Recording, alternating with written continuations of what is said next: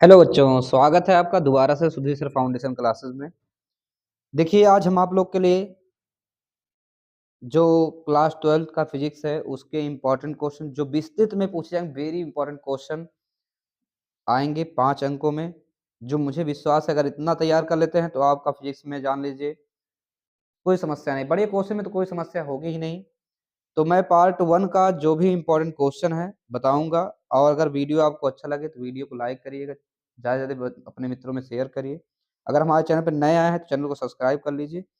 देखिए, पार्ट 2 का भी वीडियो बनेगा। पार्ट 1 के इम्पोर्टेंट क्वेश्चन जो है मैं बताने जा रहा हूँ, वीडियो को ध्यान से देखिएगा, स्किप मत करिएगा।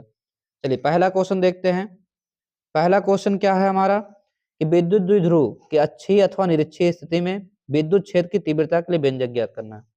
तो भैया बहुत सारे बच्चे हैं जो तैयार किए हैं इसको विद्युत द्विध्रुव के लिए अक्षीय और निरक्षीय स्थिति।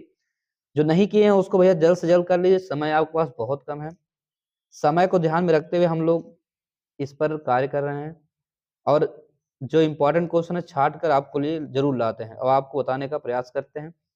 अगर हाँ इन सब का डिटेल्स आपको चाहिए, सॉल्व चाहिए, तो कमेंट जरूर करें। अगर कमेंट में 100 कमेंट से ऊपर रहेगा तब मैं इन सब का सॉल्व आपको जरूर बताऊंगा। चलिए मिलते हैं नेक्स्ट अगले क्वेश्चन पे। एक क्वेश्चन हो गया अक्षीय और निरक्षीय स्थिति। सेकंड क्वेश्चन क्या है, एक समान तीव्रता वाले वैद्युत क्षेत्र में द्विध्रुव पर लगने वाले बल युग्म के आघूर्ण का सूत्र प्राप्त कीजिए।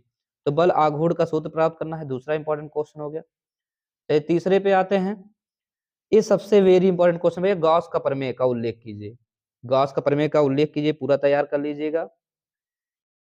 और इसमें अगर आप उल्लेख किए तथा इसमें इस प्रमेय का अनुप्रयोग करके अनंत विस्तार की समतल चादर प्लेट के निकट वैद्युत क्षेत्र की तीव्रता ज्ञात कीजिए। या फिर क्वेश्चन इसी को एक तरीके से और पूछता है, गॉस का प्रमेय वहां नहीं लिखा रहेगा तो बच्चे कंफ्यूज हो जाते हैं। क्या पूछेगा, एक समान आवेशित गोलीय कोष के कारण उसके पृष्ठ के किसी बिंदु पर वैद्युत क्षेत्र की तीव्रता का व्यंजक प्राप्त कीजिए। एक क्वेश्चन या तो पूछेगा गॉस का प्रमेय के लिए या तो ये चीज। तो ध्यान दीजिएगा, दोनों ही गॉस का प्रमेय है, थोड़ा सा केवल अंतर है, उसको आप लोग को क्लास में पढ़ाया भी गया होगा। अगर नहीं आ रहा होगा तो आप कमेंट करें, मैं इसका सॉल्व जरूर दूंगा आपको, एक एक क्वेश्चन का सॉल्व दूंगा। चलिए नेक्स्ट क्वेश्चन पे आते हैं। करा समांतर प्लेट संधारित्र की धारिता के लिए व्यंजक का निगमन कीजिए तथा इसकी धारिता कैसे बढ़ाया जा सकता है या जब इसकी प्लेटों के बीच आंशिक रूप से परावैद्युतांक पदार्थ रखा जाए। तो ये दो क्वेश्चन में थोड़ा सा ध्यान दीजिए, फिजिक्स में बच्चे कंफ्यूज हो जाते हैं। तो क्वेश्चन का तरीका मैं किस किस प्रकार पूछता है वो भी मैं लिखा हूं ताकि आप लोग गलतियां ना करें। चलिए नेक्स्ट क्वेश्चन पे चलते हैं। वैद्युत द्विध्रुव के अक्षीय निरक्षीय स्थिति में विभव के लिए व्यंजक प्राप्त कीजिए। तो ये भी वैद्युत द्विध्रुव के लिए अक्षीय निरक्षीय स्थिति है, लेकिन वो विद्युत क्षेत्र की तीव्रता से था, द्विध्रुव में है। फिर देखिए छठवां क्वेश्चन क्या है, मुक्त इलेक्ट्रॉन के अपवाह वेग के आधार पर ओम के नियम की व्याख्या कीजिए।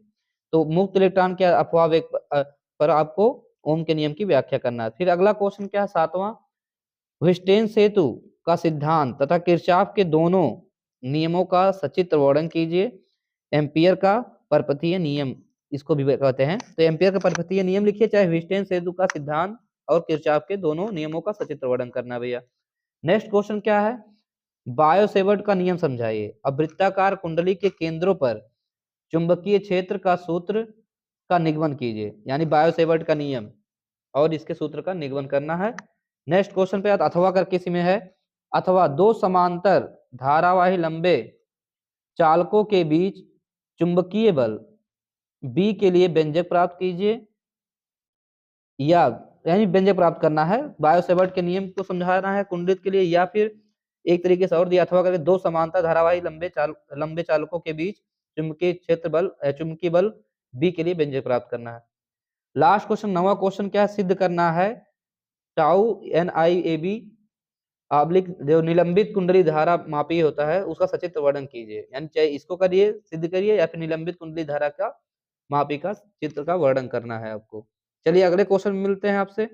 अगला क्वेश्चन क्या है इंपॉर्टेंट, देखिए नेक्स्ट क्वेश्चन क्या है, किसी किसी धारावाही धारा मापी के को आमीटर तथा वोल्ट मीटर कैसे परिवर्तित किया जाता है, उपयुक्त परिपथ खींचिए। यानी परिपथ कितना, किसी धारा मापी को आमीटर तथा वोल्ट मीटर में कैसे परिवर्तित किया जाता है, यानी धारामापी को हम लोग कैसे बदल सकते हैं वोल्ट मीटर में आमीटर में, उसका परिपथ भी खींच के दिखाना है आपको। ये सब विस्तृत क्वेश्चन मैं बता रहा हूँ आपको, थोड़ा ध्यान से देखिएगा और सॉल्व करिएगा और इसको ज्यादा से ज्यादा तैयार करिएगा। फिर चुंबकीय पदार्थ के विभिन्न प्रकार का वर्णन करिए तथा उनके गुणों को लिखिए, यानी चुंबकीय पदार्थ जो होते हैं उनके प्रकार का वर्णन और उनके गुण को भी लिखना है। नेक्स्ट क्वेश्चन क्या है, स्वप्रेरण और अन्योन्य प्रेरण गुणांक का परिभाषा मात्रक व दो समतल कुंडलित के बीच अन्योन्य प्रेरण का सूत्र भी लिखिए, यानी स्वप्रेरण अन्योन्य प्रेरण भी लिखना है और कुंडली के बीच का अन्योन्य प्रेरण का सूत्र भी लिखना है, उदाहरण सहित भी, ठीक है। फिर अगला एलसीआर संयोजन के लिए प्रतिबाधा या कलांतर तथा अनुनाद परिपथ बनाइए। देखिए एलसीआर परिपथ के लिए आपका प्रतिबाधा कलांतर अनुनाद परिपथ बनाना है, या ट्रांसफार्मर का सचित्र वर्णन, जो इंपॉर्टेंट क्वेश्चन मैं आपको बताया था ट्रांसफार्मर में कि आप तैयार कर लीजिए वाइवा के लिए, वो भी आपका एग्जाम में जो बोर्ड के एग्जाम होने वाले उसके लिए भी इंपॉर्टेंट है, तो ट्रांसफार्मर जरूर तैयार करिए जो आपका हर तरीके से कार्य करेगा। देखिए मेरा लास्ट क्वेश्चन क्या है आपका कि वैद्युत चुंबकीय तरंगे व उनके गुणों का उल्लेख कीजिए, जो चुंबकीय तरंग है उनके गुणों का उल्लेख कीजिए। तो मुझे विश्वास है जितने भी मैं इंपॉर्टेंट क्वेश्चन किया बताया हूँ आपको समझ में आया होगा, आप लोग इसको ध्यान से तैयार करिएगा और हमारे सेकंड पार्ट के लिए तैयार रहिए। सेकंड पार्ट के भी इंपॉर्टेंट, ये फर्स्ट पार्ट के इंपॉर्टेंट क्वेश्चन थे, अभी ये 14 क्वेश्चन फर्स्ट पार्ट के हैं, अगर तैयार करते हैं मुझे गारंटी 100% आपका नंबर अच्छा ही आएगा फिजिक्स में, क्योंकि बच्चे फिजिक्स डरते हैं कि बहुत सारे क्वेश्चन आएंगे हम कर नहीं पाएंगे सवाल न्यूमेरिकल, तो न्यूमेरिकल का भी इंपॉर्टेंट क्वेश्चन बनेगा। पहले मैं क्वेश्चन को बता दूं, 14 क्वेश्चन फर्स्ट पार्ट से हो गए, तो ऐसे ही कुछ क्वेश्चन सेकंड पार्ट के हैं जो मैं आपको नेक्स्ट वीडियो में दूंगा। अगर वीडियो आपको अच्छा लग रहा है तो वीडियो को लाइक करें, अगर हमारे चैनल पर नए हैं तो चैनल को सब्सक्राइब कर लें। मिलते हैं आपसे अगले वीडियो में, तब तक के लिए बेस्ट ऑफ लक, क्योंकि एग्जाम आ रहा है तो एग्जाम की तैयारी करिए। मिलते हैं आपसे अगले वीडियो में। जय हिंद, जय भारत।